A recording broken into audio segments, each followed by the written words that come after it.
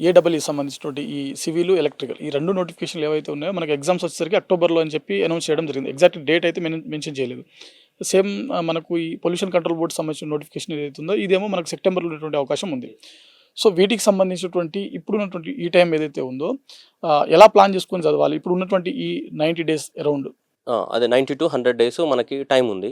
So ఈ టైంలో ఇప్పుడు మనకి పేపర్ 1 విషయానికొస్తే, పేపర్ 1లో ఫస్ట్ వాళ్ళు స్కోరింగ్ మనకు 100 దాటాలి అంటే reasoning, data interpretation first perfect అవ్వాలి. దాని తర్వాత నెక్స్ట్ జాగ్రఫీ, పాలిటీ, దాని తర్వాత మనకి తెలంగాణ స్కీమ్స్ కూడా వెయిటేజ్ బాగానే ఉంటుంది. ఒక 8 క్వశ్చన్స్ అనేటివి మనకి తెలంగాణ స్కీమ్స్ నుంచి 8 క్వశ్చన్స్ వస్తాయి. సో కాబట్టి తెలంగాణ స్కీమ్స్ అనేవి పర్ఫెక్ట్ అవ్వాలి. ప్లస్ రీసెంట్గా మనకి మార్చ్ మంత్లో మనకి Telangana socio economic outlook release అయింది. అంటే మనం ఆర్థిక సర్వే అంటాం కదా, అది రిలీజ్ అయింది. సో దాంట్లో నుంచి కూడా మనకు 10 క్వశ్చన్స్ వస్తాయి. మనకి నార్మల్ క్వశ్చన్స్ వస్తాయి. మనకి తెలంగాణ జిఎస్డిపి ఎంత, జిఎస్డిపి గ్రోత్ రేట్ ఎంత, తెలంగాణ రైజింగ్ విజన్ 2047 అన్నారు కదా. సో 2047 వాటికి తెలంగాణ యొక్క ఎకానమీ ఎన్ని $1 ట్రిలియన్ పెరగాలనుకుంటున్నాం, 3 ట్రిలియనా, 2 ట్రిలియనా. సో ఇలా బేసిక్ క్వశ్చన్స్ అడుగుతుంటారు. సో ఎకనామిక్ సర్వే నుంచి కూడా 10 క్వశ్చన్స్ వస్తాయి. India budget and Telangana budget 2 ఉన్నాయి. వాటి నుంచి ఒక 2 క్వశ్చన్స్, కరెంట్ అఫైర్స్ 20.